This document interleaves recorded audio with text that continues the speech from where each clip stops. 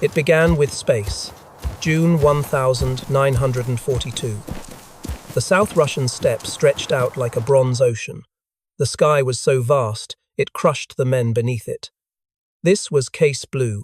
This was the second, decisive punch aimed at the Russian bear. Last year, they had failed at the gates of Moscow. General Winter had stopped them. This year, there would be no winter, only speed, steel, and oil. For the Wehrmacht, this was the moment of absolute confidence. They were the Sixth Army, the elite force that had conquered Paris. They were the tip of the spear. 330,000 of Germany's best-equipped, best-trained soldiers. They believed in three things: their steel, their speed, and the inferiority of their enemy. The propaganda was clear. They were fighting Untermenschen, subhumans, Slavic hordes, driven into battle by the machine guns of their commissars. A private in the 267th Infantry Division, Wilhelm Hoffmann, captured that feeling in his diary.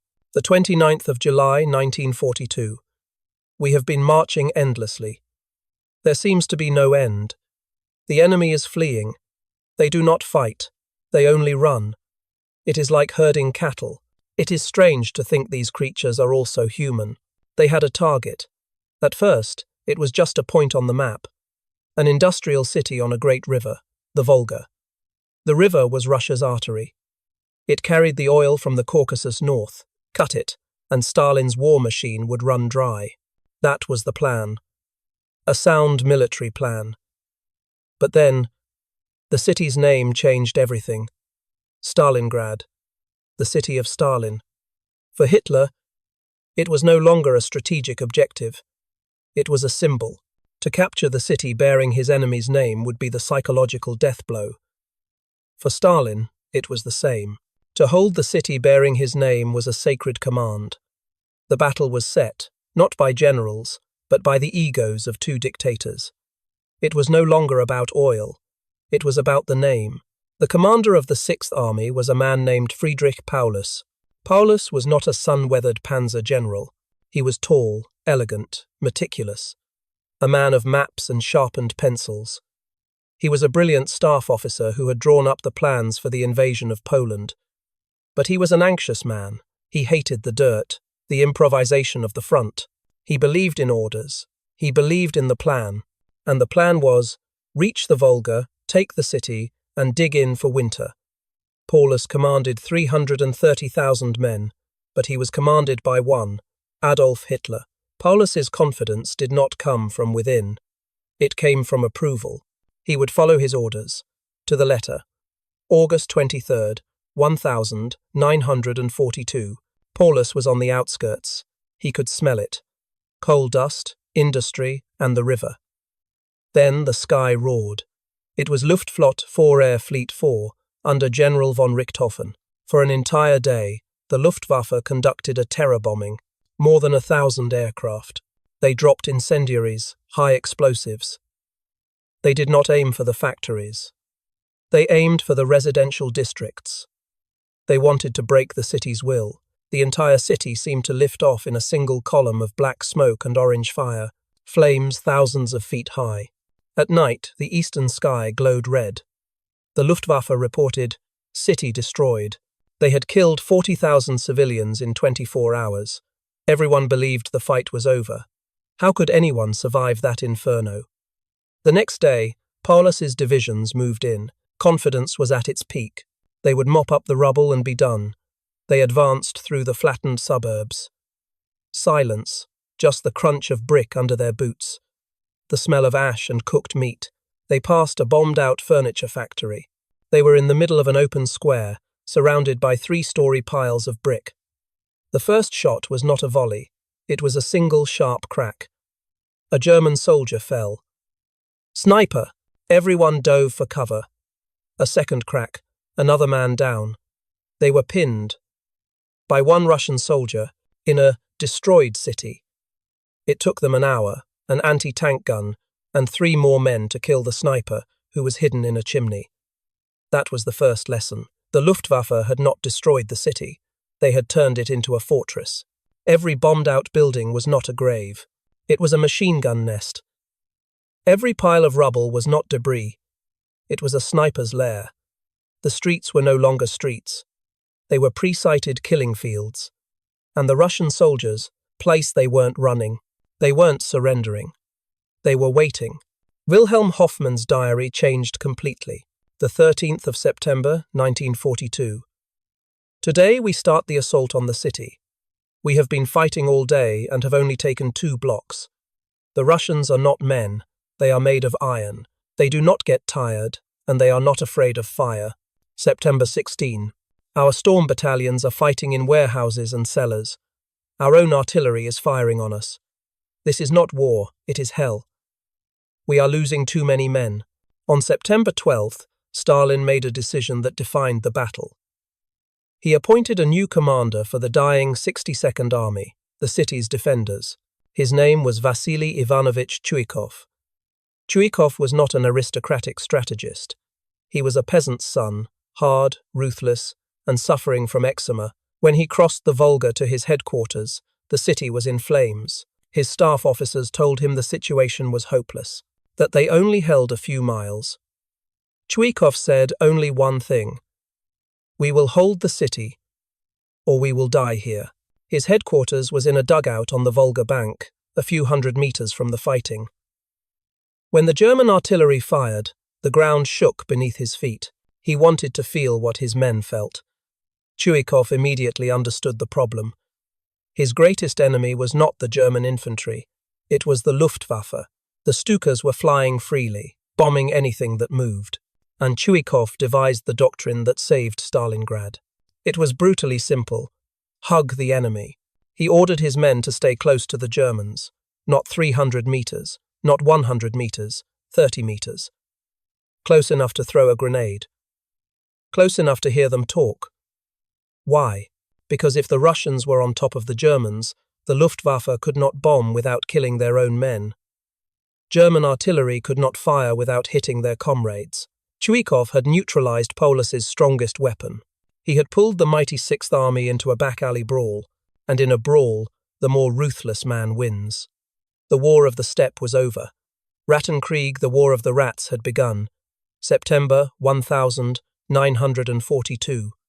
Stalingrad no longer existed. It was a concept, a labyrinth of broken concrete, twisted steel, and death traps. Von Richthofen's terror bombing had failed. It did not break the Russian will, it only armed them. Every collapsed building was not a tomb, it was a fortress. Every pile of rubble was not debris. It was a machine gun nest. Paulus, the general of maps and pencils, now had to fight a war he despised. No more blitzkrieg, no more elegant pincer movements on the steppe. Now it was Rattenkrieg. The War of the Rats. The Lancers of the Sixth Army, the finest infantry in the world, had to relearn how to fight. The rules of war were inverted. Their experience in France and Poland was now useless. Rule 1. The street is death. A German soldier crossing an open square was a dead soldier. The roads were pre-sighted by Russian mortars. The ruined windows were home to hundreds of snipers. The army moved like rats. Through the walls, they used explosive charges to blow holes in the shared walls of apartments, moving from living room to living room, a war of interiors. Rule 2. The front line is everywhere. It was not a line on a map, it was vertical. The Germans might hold the 3rd floor of an apartment building, while the Russians held the 2nd, and civilians were still starving in the cellar. They fought through the floors, they fought in the sewers. German Stoßtruppen, storm troops, armed with flamethrowers and submachine guns, met Russian guardsmen in total darkness, lit only by muzzle flashes. There were no prisoners. There was nowhere to keep them, nothing to feed them. On September 12th, Stalin had appointed Vasily Chuikov. He was a peasant's son, hard, ruthless. His headquarters was in a dugout on the Volga bank, a few hundred meters from the fighting. He said only one thing: "We will hold the city, or we will die here." And he had devised the doctrine: hug the enemy. Get so close the Luftwaffe couldn't bomb. He had neutralized Paulus's strongest weapon. He had pulled the mighty Sixth Army into a back-alley brawl. And in a brawl, the more ruthless man wins. Chuikov's army became legend, They were storm groups, 6 to 8 men, armed with knives, sharpened spades, and the PPS-41 submachine gun with its 71-round drum magazine. They moved at night. They emerged from sewers, behind the German lines. They were ghosts, turning the maze of their city into their weapon. They set booby traps. They turned buildings into lures. They would let the Germans take a building and then blow it up. The war now centered on a few symbolic points, names that would enter history. First, the elevator, a massive concrete grain silo. Perhaps 40 Russian naval infantrymen, led by a lieutenant, held it. A German division over 10,000 men surrounded it. The Germans couldn't believe it. They attacked with tanks, flamethrowers, heavy artillery. The concrete was too thick. For 5 days, 40 Russians held off a division. When the Germans finally took it, they found 40 corpses. The Russians had fought until they ran out of bullets, then used their knives.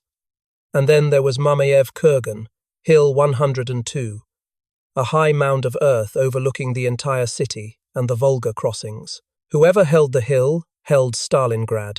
It was no longer a hill. It was a volcano. It was hit by thousands of shells every hour. The very earth was shredded, a mix of steel and bone. The German 295th Division would take it in the morning. General Rodimtsev's 13th Guards Division would take it back at night. It changed hands 14 times. The Lancers were exhausted. They lay in craters, pinned down, as the ground around them was pulverized. But the final, decisive battle was for the north. The factory district, the massive industrial plants, Red October, Hammer and Sickle, and the Barricade gun factory. This was the last 90% of the city Paulus had to take. He threw everything he had into it. This was where Chuikov's 62nd Army made its last stand. The battle was fought inside the workshops. German panzer tanks advanced through the smashed walls of the Red October factory, and they were destroyed. By whom? By the factory workers. History recorded it. At one end of a vast assembly hall, workers were repairing T-34 tanks. At the other end, Germans and Russians were fighting. A T-34 would be repaired, loaded, and rolled directly off the assembly line, guns blazing, into the Germans 50 meters away. It was industrialized madness. Paulus, in his safe headquarters, looked at his map. He had taken 90% of the city. Chuikov's men were penned into a few small, narrow strips of land, right against the Volga. They were clinging by their fingernails. One last push. Hitler was screaming over the phone, "Take it! Take the city!" Paulus gathered his last reserves elite pioneer engineer battalions for one final assault. It began on November 11th. The German engineers, masters of demolition, succeeded. They broke through to the Volga. They split Chuikov's 62nd Army in two. On November 12th, 1942, Paulus sent a victory message to Hitler. The 6th Army has taken Stalingrad. It seemed to be over. But Chuikov was still there. His men were still fighting. And, crucially, the ice was beginning to flow on the Volga. It was too thick for ferries, but too thin to walk on. Chuikov's reinforcements were cut off. But at the same time, the Germans were exhausted. The 6th Army, after 3 months of brutal combat, was spent. They had lost 100,000 men. They had bled to death to take a pile of rubble, and as the tired Lancers sat down in the ruins, the first wind of winter began to blow. The snow began to fall. Not a gentle snow. The blizzard of the steppe. Paulus had focused on the 90% of the city. He, and the entire German High Command, had forgotten to look. Behind them, while 300,000 Germans were trapped in the ruins, out on the vast, quiet steppe, General Georgy Zhukov was quietly assembling 1 million men. General Friedrich Paulus did not know it. The German High Command, OKH, did not know it. The entire 6th Army, obsessed with the last 10% of the city, had forgotten a basic tactical fact. They were in a salient, a bulge, a pocket of land sticking deep into enemy territory, and a salient always has 2 weak flanks. To guard those flanks, hundreds of miles of empty steppe, Hitler had not used German troops. He used his allies. To the north of Stalingrad was the Romanian Third Army and the Italian Eighth Army. To the south, the Romanian Fourth Army. The veteran German Lancers despised them. They called them allies with a sneer. The Romanians were poorly equipped. Their rifles were old. Their anti-tank guns were 37 millimeters, useless against a T-34. They had no winter clothing. They had no will to fight. They were not there to fight. They were there to hold a line on a map. And on the other side, General Georgy Zhukov knew it. Zhukov, Russia's greatest strategist, had been given supreme command by Stalin. He looked at the map. He saw the trap the Germans did not. He would not attack the city. That was suicide. Paulus and Chuikov could continue their Rattenkrieg. He would attack the flanks. He would attack the Romanians. The plan was codenamed Operation Uranus. It was simple, brutal, and on an unimaginable scale. Zhukov had secretly assembled 1 million soldiers, 1,500 tanks, and 13,000 artillery pieces, split into two massive pincers, one to the north, one to the south. They would crush the Romanians and meet at a small town called Kalach on Don, a town behind the entire Sixth Army. November 19th, 1942. Outside Stalingrad, the dawn broke in a freezing white fog. The snow had just stopped. At 7:20, the fog lifted, and then 3,500 Russian cannons in the northern pincer fired at once. A 50-mile wall of fire slammed into the Romanian positions. The ground shook. Inside the city, the Lancers felt the vibration. They thought it was their own heavy artillery. The Romanians had no chance. After an hour of shelling, the earth was a black, frozen, churned-up mess of mud and body parts. Then the Russian T-34 tanks advanced, hundreds of them. They simply rolled over the trenches. The 37mm Romanian guns bounced off the T-34's sloped armour like pebbles. Within hours, the Romanian Third Army ceased to exist. It evaporated. Tens of thousands of men, panicking, throwing down their rifles, running for the rear, screaming about Russian tanks. The northern flank was gone. The next day, November 20th, Zhukov did it again, in the south, this time against the Romanian Fourth Army. The same result. Breakthrough, panic, total collapse. Two massive Russian armoured pincers were now racing across the empty steppe, aiming for each other. Inside the city, at his headquarters, Paulus began to get panicked messages. Contact lost with Romanian Third Army. T-34 seconds of unknown number have crossed the Don. Romanian Fourth Army HQ is under attack. Paulus, the staff man, could not comprehend the scale of the disaster. He thought it was a mere counterattack. He was still busy planning the final assault on Chuikov's last strip of land. November 23rd. The two Russian tank pincers met at Kalach. They had done it. It took them only 4 days. The entire Sixth Army, 330,000 German, Romanian, Italian, and Hungarian soldiers, was trapped. They were surrounded. The ring was closed. The hunters were caged. The word encirclement, Einkesselung, was forbidden. The German command called it der Kessel, the cauldron, a word that sounded warm, contained. It was a 30 by 40-mile death trap. Paulus, now realizing the truth, wanted to break out. Immediately, he had just enough fuel and ammunition to fight his way out, though losses would be heavy. He sent an urgent signal to Hitler, asking for freedom of action. At the Wolf's Lair in East Prussia, Hitler was enraged. "Retreat! Paulus will not retreat. He will not leave the Volga." And then, a man stepped from the shadows and made a fatal promise. It was Hermann Göring, Reichsmarschall, head of the Luftwaffe. Göring, in his arrogance, promised Hitler, "Mein Führer, my Luftwaffe will supply the Sixth Army by air." It was a lie. A blatant, technical lie. Paulus calculated he needed a minimum of 700 tons of supplies per day, fuel, ammo, food, medical, to keep his army alive. Göring promised 500. The Luftwaffe's own experts knew they could fly, at most, 150 tons, in perfect weather. And the Russian winter was not perfect, but Hitler wanted to believe the lie. It allowed him to issue his order. The order went to Paulus. Hold fast. The Sixth Army will become Fortress Stalingrad. Supply will be by air. For Wilhelm Hoffmann, the infantryman, reality changed instantly.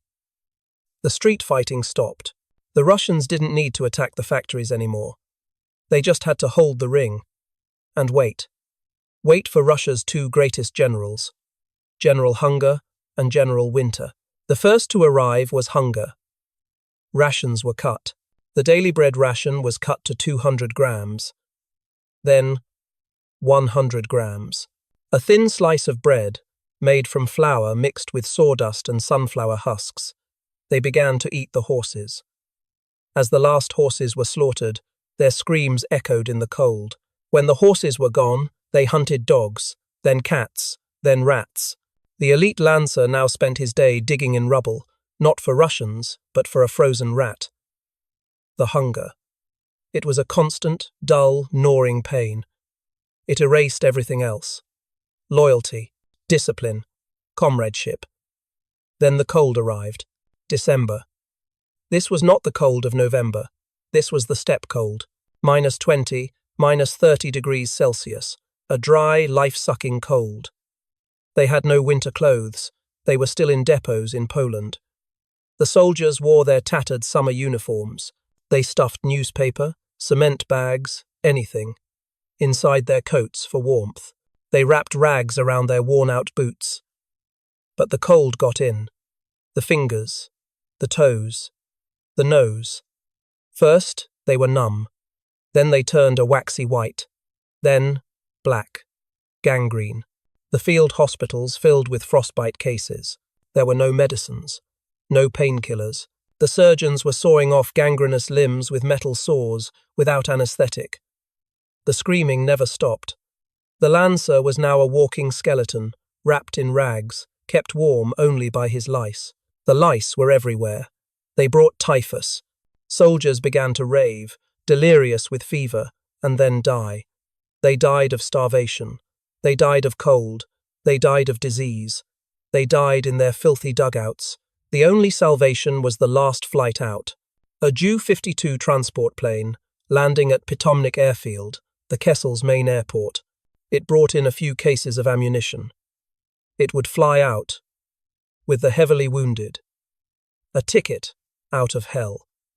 The chaos at the airfield was unimaginable. Thousands of soldiers, feigning wounds, stormed the planes. The Feldgendarmerie, military police, had to shoot into the crowds to restore order. Soldiers began to shoot themselves, in the hand, in the foot. Hoping for a Heimatschuss, a home wound, they were shot on sight for cowardice. Discipline was collapsing.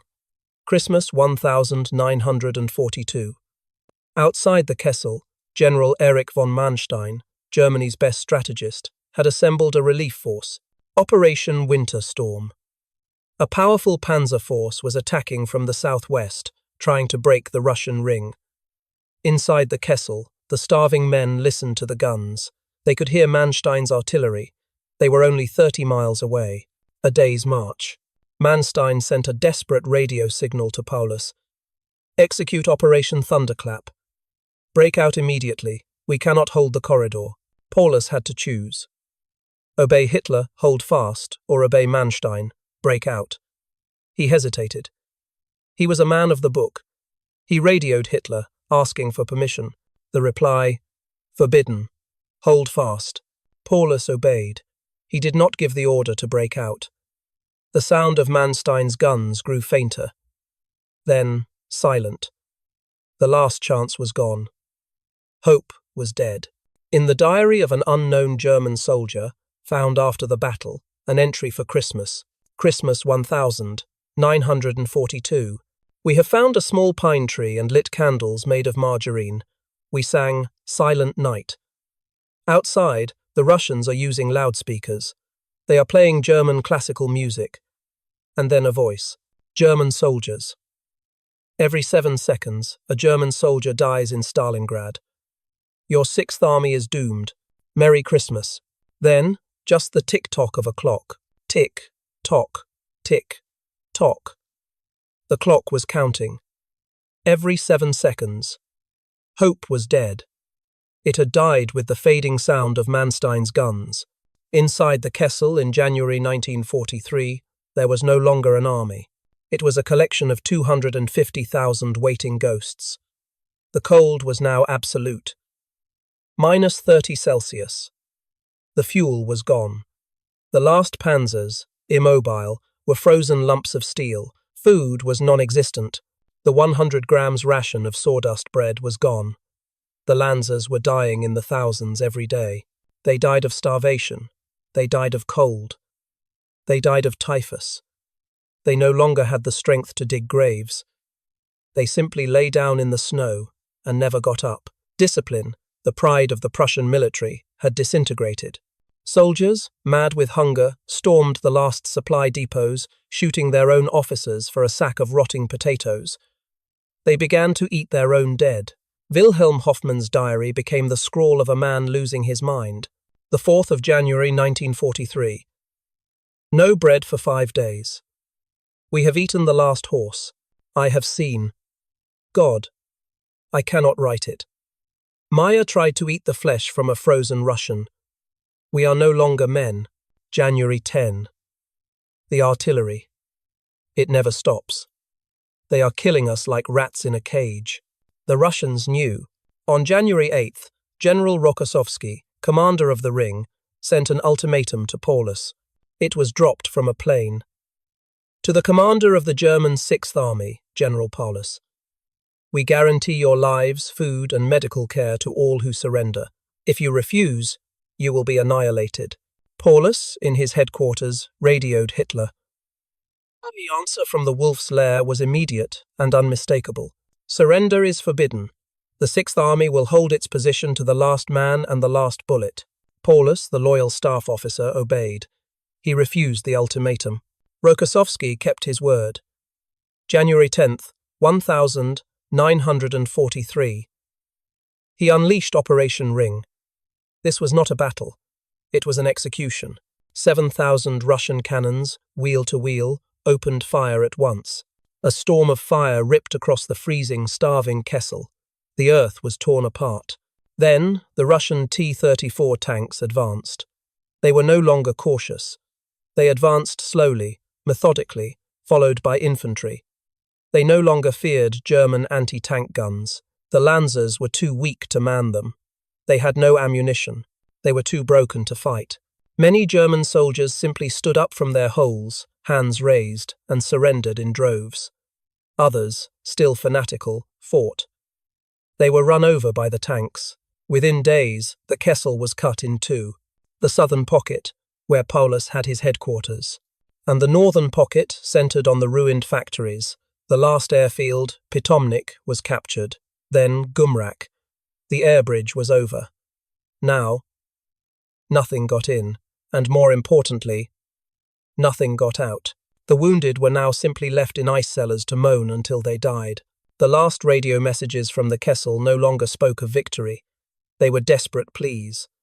To the Führer, we are starving. Ammunition is gone. We request permission to surrender. Hitler's reply by radio, I repeat, surrender is forbidden. Paulus was trapped. He could not win, but he was not allowed to lose. He could only wait for annihilation. In the cellars of the ruined Univermag department store, Paulus and his staff commanded nothing. They were filthy, shaking men, listening to the Russian artillery get closer. They could hear machine gun fire in the street above. January 30th, 1943. The 10th anniversary of Hitler's rise to power. A final radio message arrived from Berlin. It was not an order. It was a promotion. Hitler had made Friedrich Paulus a general field marshal. The message was clear. No German field marshal in history had ever surrendered. It was an indirect, silk-wrapped command. Commit suicide. Die for Germany. Paulus, a Catholic, did not. He was too tired. Too broken. He had done everything Hitler asked. He had sacrificed his army, but he would not kill himself. He just wanted it to be over. Wilhelm Hoffmann's diary ended on January 26th. The Russians are here. We have thrown our last grenade. There is nothing left. Elsa, I love you. God. It was the last entry. The next morning, January 31st, a young Russian lieutenant, surprised to find himself alive, cautiously walked down the stairs of the Univermag cellar. He found a room full of high-ranking German officers, exhausted, bearded, filthy, and there, on a field cot, was a tall, pale, trembling man. "Are you the commander?" the Russian lieutenant asked. Friedrich Paulus, the newest field marshal of the Third Reich, nodded. The Sixth Army had surrendered.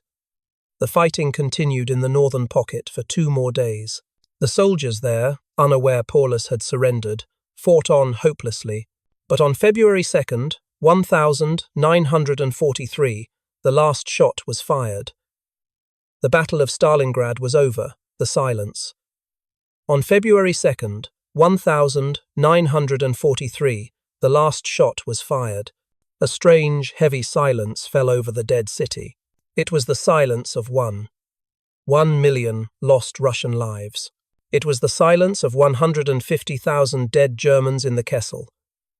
And for the 91,000 German soldiers still alive, it was the silence of surrender. The battle was over. The nightmare was not. Of the 330,000 men of the Sixth Army and its Romanian and Italian allies, only 91,000 remained alive to be taken prisoner. They were not soldiers. They were walking skeletons, Muselmänner, as the concentration camps would call them. Many weighed less than 40 kilos, 90 pounds. They were riddled with lice, typhus, dysentery, and gangrene. They were herded out of their cellars and trenches onto the snowy steppe. "Davai, Bystro, come on, quickly."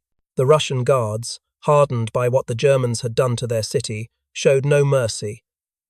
The march began, a vast, silent, shuffling column of ghosts, stretching for miles.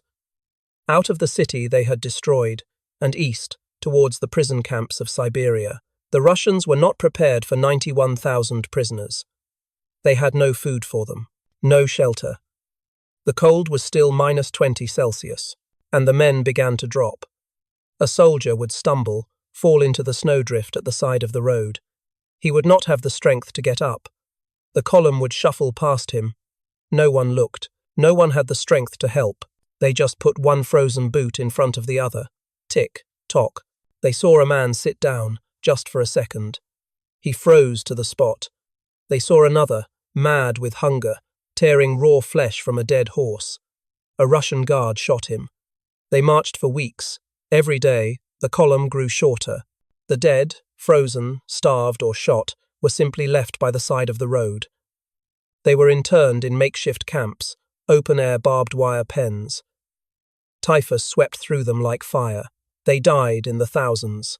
Of the 91,000 who surrendered, nearly 45,000 were dead within 3 months. Stalingrad was not a battle. It was the end of a myth. The myth of the Wehrmacht's invincibility. It was the turning point of the entire war on the Eastern Front. Hitler's Reich, which had only known victory, now faced total, undeniable defeat. The advance was over. The long, bloody retreat back to Berlin had begun. It would take 2 more years. General Vasily Chuikov, the man who hugged the enemy and held the city, survived. He would lead his 62nd Army, now renamed the 8th Guards Army, all the way to Berlin. He was the man who personally accepted the surrender of Berlin in 1945.